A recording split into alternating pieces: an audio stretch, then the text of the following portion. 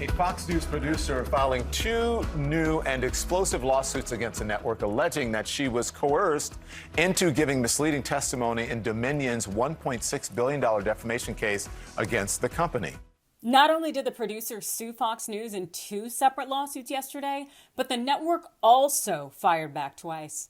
I've got the deets and the legal lowdown on how that impacts the Dominion voting lawsuit and more. Welcome into TYT's Overruled. I'm your legal analyst, Adrienne Lawrence.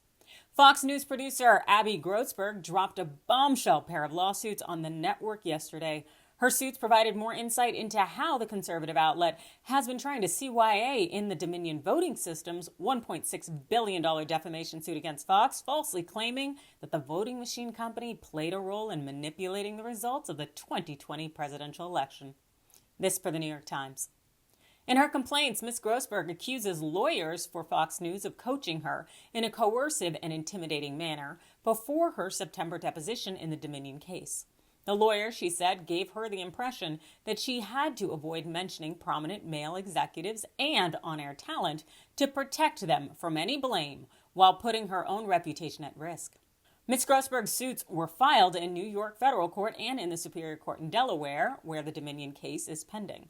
And it also happened to shed light on the fact that nothing's really changed since the 2016 ouster of harasshole and former CEO Roger Ailes. Here are some deets. Last year, she began working as a senior booking producer at Tucker Carlson Tonight. On her first full day, according to the lawsuit, Ms. Grossberg discovered that the show's Manhattan workspace was decorated with large pictures of Representative Nancy Pelosi of California, then the House Speaker, wearing a plunging swimsuit. The next day, Justin Wells, Mr. Carlson's top producer, called Ms. Grossberg into his office, she said, to ask whether Ms. Bartiromo was having sexual relationships with the House Republican leader, Kevin McCarthy. Mr. Carlson's staff joked about Jews and freely deployed a vulgar term for women, according to the complaint.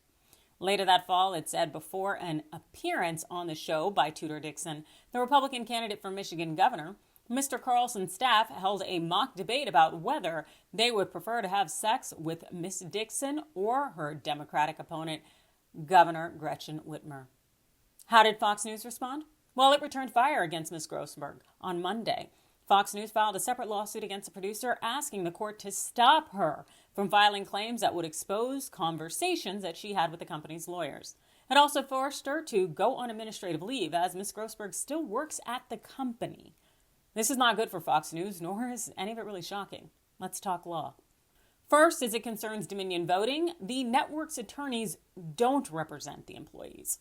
Rather, they represent the company and its executives to the extent they'll allow it. It's highly likely that Ms. Grossberg did not have her own counsel when Fox News' attorneys were coaching her. Absent counsel, it sounds like she put herself in a pretty bad situation when it came to her testimony, essentially setting herself up to be the fall guy. I'm glad Grossberg is speaking out now, but then again, that being said, you really probably shouldn't need an attorney by your side to know you're supposed to tell the truth under oath. Also, why take the fall for a network known to be a sexual harassment hotbed and to be misogynistic?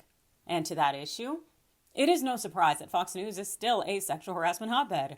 Dropping Ailes and a few others doesn't change a culture rife with misogyny.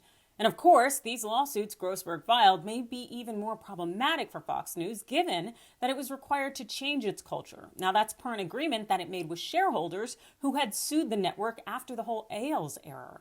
All said, Fox News may face another shareholder lawsuit for continuing to enable its harasshole environment.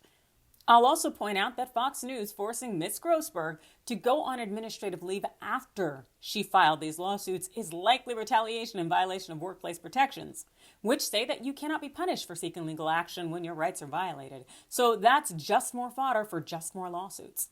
It'll be interesting to see how the court addresses Fox News' new lawsuit to silence Ms. Grossberg. Now, there is a pretrial hearing Tuesday, March 21st in Delaware, so the court may consider the matter then, or it could wait and want more time with this because, of course, Dominion voting is going to go to trial with the matter, and it probably will end up using the testimony that Ms. Grossberg had provided. And if that testimony is skewed or inaccurate, as Ms. Grossberg seems to say now, I think that might change the case a bit. Yeah. You let me know your comments in the comments below. Hit that like and follow button, and thanks for watching.